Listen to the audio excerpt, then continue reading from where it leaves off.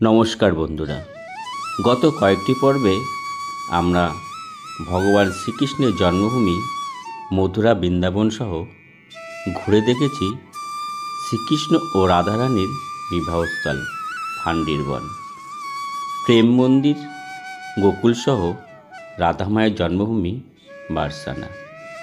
এই সকল ভিডিও যারা এখনও দেখে উঠতে পারেননি তাদের জন্য আমার এই ভিডিও ডেসক্রিপশন বক্সে লিঙ্ক দিয়ে দিলাম। এই পর্বে আমরা দেখব গিরিগোবর্ধন পর্বত পরিক্রমা, রাধাকুণ্ড শ্যামকুণ্ড পরিক্রমা সহ আরও কয়েকটি গুরুত্বপূর্ণ পুণ্যস্থান। তাহলে আর দেরি না করে ভিডিওটা শুরু করি। আপনারা দেখছেন আমার ইউটিউব চ্যানেল ট্রাভেল ব্লগার দুলাল। বারসানা রাধামায়ের মন্দির দর্শন করে আমরা চলে এলাম আবারও এই বাস স্ট্যান্ডে। এই বাসে করে আবার পৌঁছে যাব আমরা গিরিগোবর্ধন। তাই এই বাস স্ট্যান্ড থেকে আমরা যাচ্ছি এখন গিরিগোবর্ধন পর্বত। এটা দেখতে পাচ্ছি নন এসি বাস রয়েছে। চলুন এবার আমরা আগে বাসের উপরে ভিতরে উঠে পড়ি। ঘড়ির সময় জানান দিচ্ছে দুপুর এখন 12টা, আর আমাদের বাস এই বারসানা থেকে ছেড়ে দিল গিরিগোবর্ধন পর্বত যাওয়ার উদ্দেশ্যে। বারসানা থেকে গিরিগোবর্ধন পর্বতের দূরত্ব 22 কিলোমিটার। সময় লাগতে পারে 30 থেকে 40 মিনিট। আর আমাদের এই নন এসি বাস ভাড়া পড়ল মাথাপিছু 35 টাকা। আমরা রাস্তার দুধারে ভগবান শ্রীকৃষ্ণের স্মৃতি বিজড়িত লীলাভূমি দর্শন করতে করতে পৌঁছে গেলাম গিরিগোবর্ধন। সময় আপডেট 12:40 আর এই এসে পৌঁছলাম আমরা গিরিগোবর্ধন। এরপরে আমরা গিরিগোবর্ধন আমরা ঘুরে দেখব। চলুন যাওয়া যাক। গিরিগোবর্ধনে এসে বাঙালির দেখা পেয়ে গেলাম। তো দাদা কি নাম? দাদা খুব ভালো লাগলো। আমার নাম নরোত্তম কুমার শর্মা। আমার বাড়ি ওয়েস্ট বেঙ্গল মালদা জেলায়। ঠিক আছে, আমরাও ঘুরতে এসেছি এখানে মথুরা, বৃন্দাবন, গোবর্ধন, নন্দ বাবা চারিদিকে ঘোরাঘুরি করে এসছে। এখানে বাস স্ট্যান্ডে এসেছি, আপনার সাথে দেখা হলো, খুব ভালো লাগলো। খুব ভালো লাগলো। পশ্চিমবঙ্গের লোক, রাজ্যের লোক, খুব ভালো লাগলো। আমারও খুব ভালো লাগলো। আপনারা ভালো থাকবেন, সুস্থ থাকবেন। मार्ग घूमने के लिए कितना लेते हैं? 100 रुपये वन पर्सन। पर पर्सन 100 रुपया लेते हैं। कितने टाइम लगते हैं परिक्रमा करने के लिए? 1 से 2 घंटे। 1 से 2 घंटे। आपका नाम? परमीत। राधे राधे। आपका फ़ोन नंबर बता दीजिए। 7037216550। Thank you. তা আমরা পায়ে হেঁটে পৌঁছে যাব গিরিগোবর্ধন পর্বত। যে গিরিগোবর্ধন পর্বত শ্রীকৃষ্ণ কোণে আঙুলে তুলেছিলেন এবং সমস্ত গাই বাছুর নিয়ে, সমস্ত গোকুলবাসীকে নিয়ে আশ্রয় নিয়েছিলেন এই গোবর্ধন পর্বতের নিচে। তা চলুন আজকে আমরা সেই ঐতিহাসিক স্থান দেখতে চলেছি। আমরা বাস স্ট্যান্ড থেকে মিনিট 5 পায়ে হেঁটে পৌঁছে গেলাম গিরিগোবর্ধন পর্বতের নিচে অবস্থিত দানঘাটি মন্দির। এই দানঘাটি মন্দিরটি গিরিগোবর্ধন পর্বতের একটি মুখ্য মন্দির। এই মন্দিরের প্রধান দেবতা হলেন ভগবান শ্রীকৃষ্ণ, যিনি তার ভক্ত সমস্ত ব্রজবাসীকে বৃষ্টির বৈদিক দেবতা ইন্দ্রের ক্রোধ থেকে রক্ষা করার জন্য তার কনিষ্ঠ আঙুল দিয়ে তুলে ধরেছিলেন গোবর্ধন পর্বতকে, এবং তার নিচে আশ্রয় নিয়েছিলেন সমস্ত ব্রজবাসীগণ ও তাদের গোমাতা। এই কাহিনী অনুসারে এই মন্দিরটি নির্মিত হয়েছে। এই দানঘাটি মন্দিরটি গোবর্ধন পর্বতের গোড়ায় অবস্থিত। এখানে ভক্তরা গোবর্ধন পর্বতে প্রায় 21 কিলোমিটার পথ পরিক্রমা করে থাকেন। এই গোবর্ধন পর্বত আপনারা পায়ে হেঁটে পরিক্রমা করতে পারেন কিংবা টোটো করে। টোটো করে পরিক্রমা করতে মাথাপিছু 100 থেকে 150 টাকা আপনাদের খরচ হতে পারে। এবার প্রবেশ করলাম মন্দিরের গর্ভে গিয়ে। মন্দিরের ভগবান শ্রীকৃষ্ণ ও রাধামাকে দর্শন করলাম এবং পুজো দিয়ে প্রণাম জানিয়ে বেরিয়ে এলাম। এই গিরিগোবর্ধনের ভিতরে বিগ্রহের ছবি তোলা বারণ আছে, তাই ভিতরের ছবি আপনাদেরকে দেখানো যাবে না, তাই বাইরের থেকে আপনাদেরকে যতটা সম্ভব দেখিয়ে দিচ্ছি।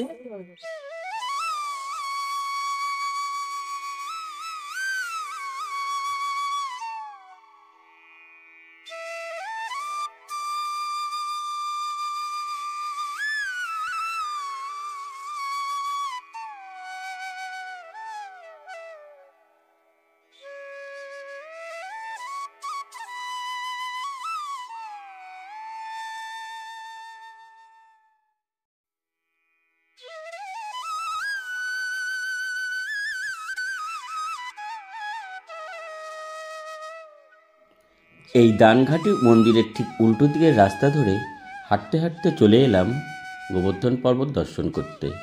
এই গোবর্ধন পর্বতকে পর্বতের রাজা গিরিরাজ বলা হয়ে থাকে। এখানকার মানুষজন মনে করেন গিরিরাজ পর্বত ভগবান শ্রীকৃষ্ণের আরও একটি প্রতিরূপ। যারা একমাত্র ব্রজবাসী তারাই গিরিগোবর্ধন পর্বতে উঠতে পারেন, তাই এই পর্বত গিরিগোবর্ধন পর্বত নামে পরিচিতি পায়। ভগবান শ্রীকৃষ্ণের এই গিরিগোবর্ধন পর্বতকে কনিষ্ঠ আঙুলে ধারণ করার দিনকে স্মরণ করে দীপাবলির পরদিন গোবর্ধন পূজা অনুষ্ঠিত হয়। ওই দিন সমস্ত ব্রজবাসীগণ ধার্মিক ব্যক্তিরা সারা রাত জেগে ভগবান শ্রীকৃষ্ণের পুজো করেন এবং শ্রীকৃষ্ণের ভোগের নৈবেদ্যের জন্য 56 অথবা 108 ধরনের খাবার রন্ধন করে ভোগ নিবেদন করেন। এই অনুষ্ঠানকে বলা হয় অন্নকূট, যার অর্থ খাদ্যের পাহাড়। 1555 সালে যখন শ্রী চৈতন্যদেব এই গিরিগোবর্ধন পর্বত পরিক্রমা করেছিলেন, তখন চৈতন্যদেব গিরিগোবর্ধন পর্বতকে ভগবান শ্রীকৃষ্ণের স্বরূপ হিসাবে মনে করেছিলেন এবং গোবর্ধন পর্বতে ওঠেননি। তিনি মনে করেছিলেন গোবর্ধন পর্বতে পা রাখা মানে ভগবান শ্রীকৃষ্ণের গায়ে পা রাখা। সেই থেকেই কোনো বৈষ্ণব গোবর্ধন পর্বতে ওঠেন না এবং যাতে কেউ এই পর্বতে না উঠতে পারে তার জন্য এই গোবর্ধন পর্বতে লোহার ব্যারিকেড করে দেওয়া হয়েছে। এই গোবর্ধন পর্বত খুব সুন্দরভাবে দর্শন করলাম। আজকের এই গিরিগোবর্ধন দর্শন আপনাদের কেমন লাগছে আপনাদের একটি মতামত কমেন্ট বক্সে অবশ্যই জানাবেন, কেননা আপনাদের প্রত্যেকটি মতামত আমাকে এরকম ভিডিও তৈরি করতে আরও আগ্রহী করে তোলে। অবশেষে ভিডিওতে একটি লাইক এবং শেয়ার করে দেবেন। নতুন বন্ধুরা চ্যানেলটি সাবস্ক্রাইব করে দেবেন, যাতে যখন কোনো ভিডিও আপলোড করব সবার আগে পৌঁছে যায় আপনাদের কাছে। গোবর্ধন পর্বত দর্শন করে আমরা একটি টোটোতে উঠে পড়লাম। আমরা এখন যাব আরিতাগ্রামে অবস্থিত মানসী গঙ্গা ও রাধাকুণ্ড ও শ্যামকুণ্ড দর্শন করব এবং পরিক্রমা করব। আমাদের মাথাপিছু টোটো ভাড়া পড়লো 20 টাকা করে। আমরা মানসী গঙ্গা, সেই মানসী গঙ্গার মন্দির এখানে রয়েছে। তা চলুন, অপূর্ব সুন্দর এখানে একটা মন্দির রয়েছে দেখতে পাচ্ছি, আর যে মানসী গঙ্গা সেই মানসী গঙ্গাটা আপনাদেরকে দেখিয়ে দিচ্ছি। এই হচ্ছে মানসী গঙ্গার প্রবেশদ্বার।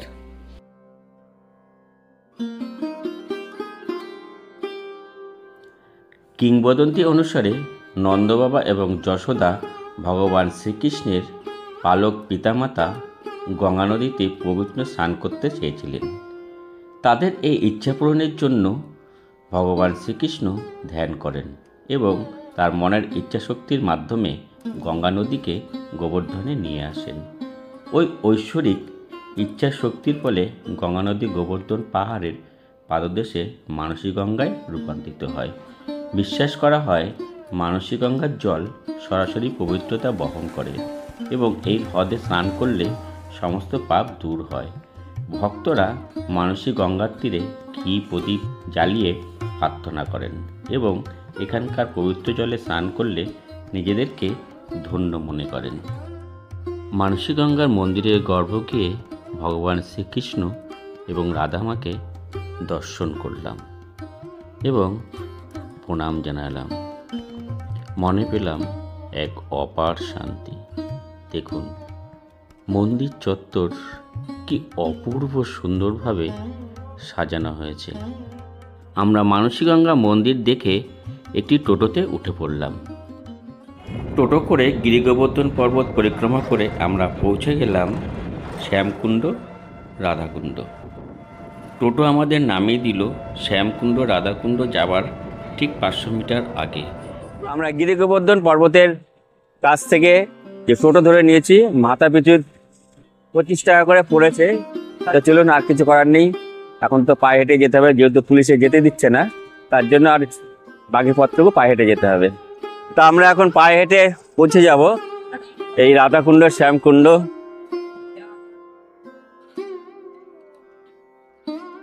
এই হলো আরিতা গ্রাম। আমরা আরিতা গ্রামের মধ্য দিয়ে যাচ্ছি, আর আরিতা গ্রামের মধ্য দিয়ে আমরা পৌঁছে যাব শ্যামকুণ্ড এবং রাধাকুণ্ড। আমরা প্রথমে পরিক্রমা করে নিই এই পরিক্রমা মাঠ থেকে। রাধাকুণ্ড শ্যামকুণ্ড আমরা পরিক্রমা করছি। রাধাকুণ্ড আর ওই পাশে রয়েছে শ্যামকুণ্ড। পৌরাণিক মত অনুসারে কংসের রাক্ষস আরিস্তাসুর একবার বাছুরের রূপ ধরে ভগবান শ্রীকৃষ্ণকে বধ করতে এসেছিলেন। ভগবান শ্রীকৃষ্ণ বুঝতে পেরে আরিস্তাসুরকে বধ করে তাকে উদ্ধার করেন। রাধামা মনে করেন তার গোহত্যার পাপ লেগেছে। ভগবান শ্রীকৃষ্ণ সেই গোহত্যার পাপ থেকে মুক্তির উপায় জানতে চান। রাধামা তখন বলেন সমস্ত তীর্থ ঘুরে স্নান করলে তিনি এই গোহত্যার পাপ থেকে মুক্তি পাবেন। তখন ভগবান শ্রীকৃষ্ণ তার বাঁশরি দ্বারা একটি কুণ্ড খনন করেন এবং সেই কুণ্ডে দৈবশক্তির দ্বারা সমস্ত তীর্থের জল নিয়ে এসে স্নান করেন এবং গোহত্যার পাপ থেকে মুক্তি পান। তারপর রাধামা ঠিক তার পাশে তার হাতের কঙ্কন দ্বারা একটি কুণ্ড খনন করেন, কিন্তু তাতে জল না থাকায় শ্যামকুণ্ড থেকে একটি নালার সাহায্যে রাধাকুণ্ডে জল নিয়ে আসেন এবং রাধামা সেই কুণ্ডে স্নান করেন। রাধে রাধে, জয় শ্রী রাধে। স্নান তো করতে পারলাম না, তবে রাধাকুণ্ডের জল মাথায় ছিটিয়ে নিচ্ছি। আর আপনাদের উদ্দেশ্যেও একটুখানি দিয়ে দিই, আপনারা সবাই এই রাধাকুণ্ডের জল মাথায় গ্রহণ করুন এবং স্বয়ং রাধারানীর আশীর্বাদ গ্রহণ করুন। হরে কৃষ্ণ কৃষ্ণ কৃষ্ণ হরে হরে রাম হরে রাম।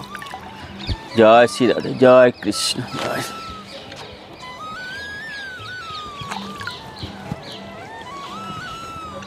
এই যে হলুদ রঙের মন্দিরটি দেখতে পাচ্ছেন, বাদিকে রয়েছে রাধাকুণ্ড এবং ঠিক তার এপাশে রয়েছে শ্যামকুণ্ড। এইভাবেই রাধা ও ভগবান শ্রীকৃষ্ণের স্মৃতি হিসাবে রাধাকুণ্ড এবং শ্যামকুণ্ডের উৎপত্তি হয়েছে।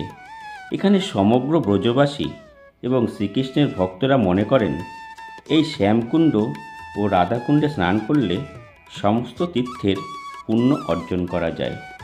আমি শ্যামকুণ্ড ও রাধাকুণ্ডের জল মাথায় নিয়ে নিলাম। ভক্তবন্ধুরা, আপনারা এখানে আসুন এবং এই শ্যামকুণ্ড এবং রাধাকুণ্ডে আপনারা স্নান করুন। যে সমস্ত যে তীর্থ রয়েছে সেই সমস্ত তীর্থের পুণ্য লাভ এবং পুণ্যার্জন করুন। আশা করি আপনাদের এই পর্বটি ভীষণ ভালো লাগবে। আর ভালো লাগলে ভিডিওটা আত্মীয়স্বজন বন্ধুবান্ধব সবার মাঝে শেয়ার করে দিন, যাতে ঘরে বসে সবাই এই ভিডিওটা দেখতে পারে এবং এর যে মাহাত্ম্য সেই মাহাত্ম্যটা বুঝতে পারে এবং উপলব্ধি করতে পারে। রাধে রাধে, জয় শ্রী রাধে। হরে কৃষ্ণ হরে কৃষ্ণ।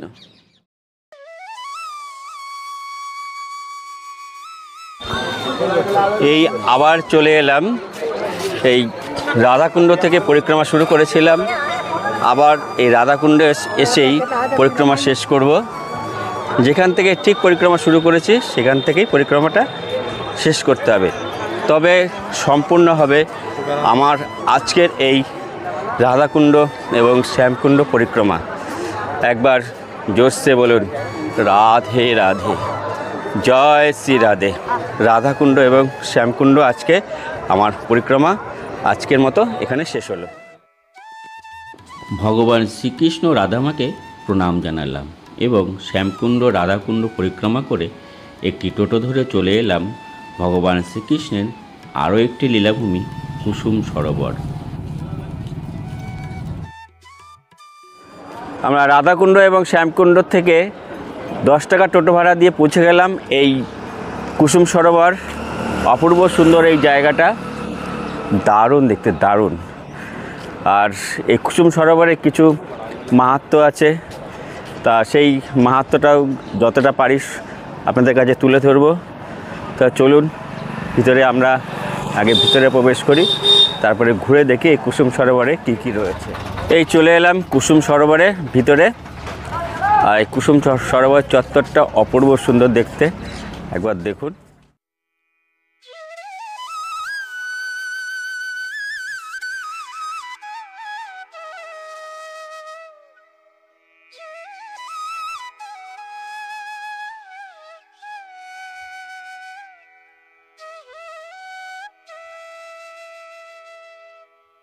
কুসুম সরোবর হল ভগবান শ্রীকৃষ্ণ ও রাধা মায়ের খেলার জায়গা। কুসুম সরোবরে রাধাকৃষ্ণের যুগের তার নাম থেকেই বোঝা যায়। এই কুসুম সরোবরে বিভিন্ন ধরনের ফুল ফুটত। এই সরোবরের চারপাশে ছিল কদম্ব গাছে ঘেরা। কথিত আছে যে রাধা তার সখীদের জন্য ফুল সংগ্রহের অজুহাতে এখানে আসতেন, কিন্তু গোপনে শ্রীকৃষ্ণের সাথে দেখা করতেন এবং কৌতুকপূর্ণ কথোপকথন করতেন। কিংবদন্তি অনুসারে একবার ফুল সংগ্রহ করার সময় রাধার পোশাক কাঁটায় আটকে যায় এবং শ্রীকৃষ্ণ মালির ছদ্মবেশে রাধারানীকে সাহায্য করতে আসেন এবং কাঁটা থেকে তার পোশাকটি বের করে দেন। এটিও বিশ্বাস করা হয় যে শ্রীকৃষ্ণ এই প্রাচীন স্থানে তার বন্ধুদের সাথে লুকোচুরি খেলতেন এবং রাধার জন্য মালা তৈরি করার জন্য এই কুসুম সরোবর থেকে ফুল সংগ্রহ করতেন। 1675 সাল পর্যন্ত কুসুম সরোবরটি একটি প্রাকৃতিক পুকুর ছিল, যা সঠিকভাবে ওরছার শাসক বুন্দেলখণ্ডের রাজা বীরসিংহদেও বুন্দেলা রাজপুত দ্বারা নির্মিত হয়েছিল। রাজা সুরজমল এই জায়গার চারপাশে বাগান পুনর্নির্মাণ করেছিলেন। হেনরি জর্জ কিন 1878 সালে কুসুম সরোবরকে তার সাহিত্যকর্মে বর্ণনা করেছিলেন। আমরা এই কুসুম সরোবরের উপরে যে মন্দির রয়েছে সেই মন্দিরে উঠে গেলাম, আর এখানে রয়েছে শ্রী দাওজি টেম্পল, মানে দাওজির মন্দির রয়েছে। সেই দাওজির মন্দিরটা আমরা দর্শন করে আসি। মন্দির, আর এখানে রয়েছে ভগবান শ্রীকৃষ্ণ মূর্তি। রাজা জওহর সিং তার পিতামাতার স্মরণে এই ঐতিহাসিক স্তম্ভটি নির্মাণ করেছিলেন। মূল সমাধিটি রাজা সুরজমলকে উৎসর্গ করা হয়েছে। এই সমাধির উভয় পাশে আরও দুটি ঐতিহাসিক স্থাপনা রয়েছে, যা আকারে তুলনামূলকভাবে ছোট। এই সমাধিগুলি রাজা সুরজমলের দুই রানী কিশোরী এবং হাসিয়াকে উৎসর্গ করা হয়েছিল। বহু সিনেমার শুটিং এই স্থানে হয়ে থাকে। এরকমই একটি দৃশ্য আমরা এখন দেখতে পাচ্ছি। কি অপূর্ব সুন্দর লাগছে দেখুন।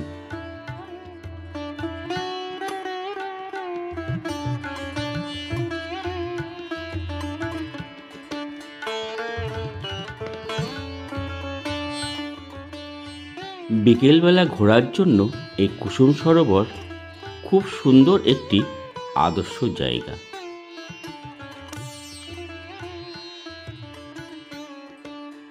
ভগবান শ্রীকৃষ্ণ যখন এই বৃন্দাবন ছেড়ে চলে যান, তখন এই যে 1600 গোপিনী ছিল, সেই যে বৃন্দাবনের সব গোপিনী তার কৃষ্ণ প্রেমে মোহিত হয়ে তাদের বাকরুদ্ধ হয়ে গেছে। তারা তাদের খাওয়া দাওয়া মানে সমস্ত কিছু বন্ধ হয়ে গেছে।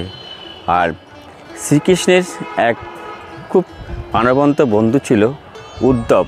শ্রীকৃষ্ণ উদ্ধবকে পাঠিয়েছিল এই ব্রজধামে একটি পত্র দিয়ে।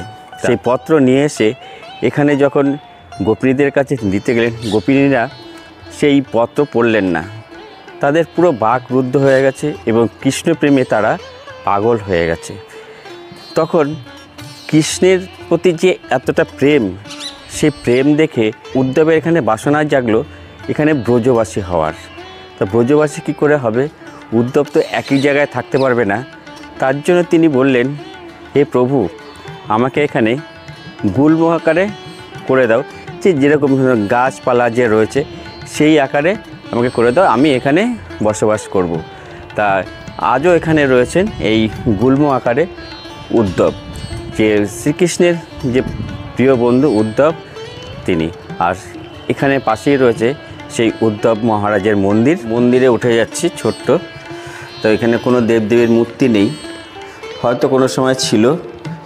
এখানে মনে হচ্ছে এখানে কোনো পায়ের ছাপ মনে হচ্ছে। আর এই মন্দিরটাও দেখুন কত সুন্দর লাগছে, ভিতরটা কারুকার্য। যে গোপিনী নিয়ে যে শ্রীকৃষ্ণ লীলা করেছিল, সেই কিছু চিত্র এখানে ফুটিয়ে তোলা হয়েছে মন্দিরের গায়ে।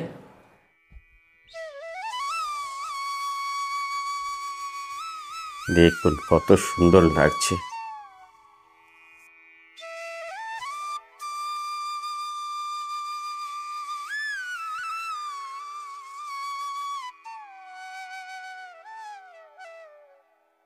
পরন্ত বিকেলে সূর্যাস্ত যাচ্ছে, কত সুন্দর লাগছে দেখুন, অপূর্ব সুন্দর। এই মন্দিরগুলো যেরকম সুন্দর লাগছে আর এই সূর্য অস্ত যাচ্ছে সেটাও দারুণ লাগছে, দারুণ। এই কুসুম সরোবরের পাশেই রয়েছে উদ্ধব মহারাজের মন্দির, সেই আমরা উদ্ধব মহারাজের মন্দির দর্শন করে আসি।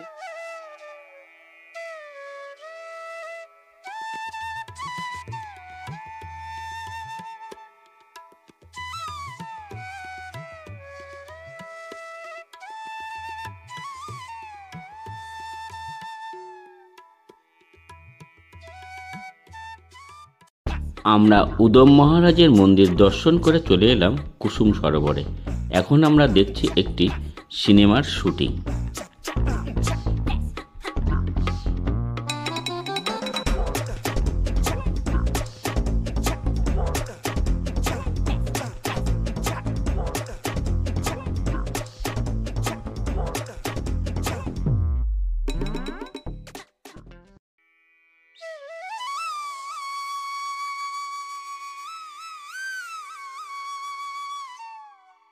আজকের এই কুসুম সরোবরের ভিডিওটা আপনাদের কেমন লাগছে অবশ্যই আপনারা একটি কমেন্ট করে জানাবেন। এটি আমার তরফ থেকে আপনাদের কাছে অনুরোধ রইল। আপনাদের কাছে এটি হয়তো কয়েক সেকেন্ডের ব্যাপার, কিন্তু আমার কাছে এটি আরও অনেক বেশি মূল্যবান। আমাদের কুসুম সরোবর দর্শন করা হয়ে গেল। এরপরে আমরা যাব নারদকুণ্ড দর্শন করতে। আমরা যে এই কুসুম সরোবরে রয়েছি, এই কুসুম সরোবর সকাল 8:30 থেকে বৈকাল 6টা পর্যন্ত খোলা থাকে। আর সেই সময় বুঝি আপনারা এখানে আসবেন, সন্ধ্যে 6টার পরে কিন্তু আর এখানে খোলা পাবেন না। দেখুন কি সুন্দর রাজহাঁস জলে খেলা করছে। আমরা কুসুম সরোবর দেখে আমরা এখন যাচ্ছি যেখানে নারদকুণ্ড রয়েছে, সেই নারদকুণ্ড। এই হচ্ছে কুসুম সরোবর, আর কুসুম সরোবরের ঠিক একটু এগিয়ে এসেই এই হচ্ছে নারদকুণ্ড যাওয়ার রাস্তা।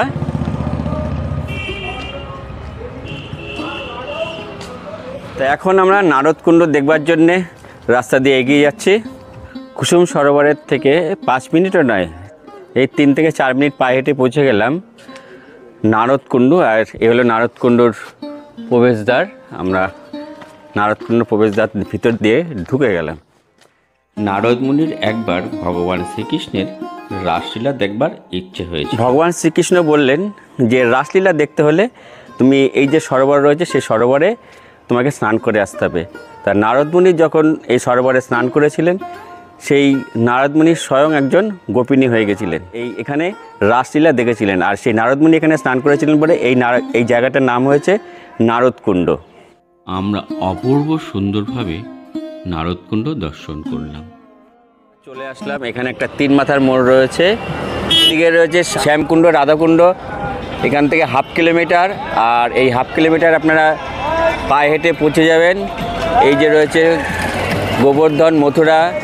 আর এখান থেকে পেয়ে যাবেন বাস। আবারও এখান থেকে বাস ধরে নিলাম, 7 নম্বর বাস। আর এই 7 নম্বর বাসে করে আমরা পৌঁছে যাব একদম ভারত সেবাশ্রমের পাশে যে বৃন্দাবন বাস স্ট্যান্ড রয়েছে সেই বাস স্ট্যান্ডে। বন্ধুরা, আজকে আপনাদেরকে ঘুরে দেখালাম বার্সানা গিরিগোবর্ধন পর্বত পরিক্রমা সহ কুসুম সরোবর। আজকের এই ভিডিওটা আপনাদের কেমন লাগলো অবশ্যই আপনাদের একটি মতামত কমেন্ট করে জানাবেন। এটি আমার তরফ থেকে আপনাদের কাছে অনুরোধ রইল।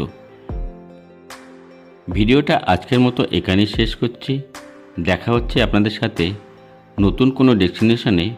ততক্ষণ আপনারা ভালো থাকবেন, সুস্থ থাকবেন। শুভরাত্রি।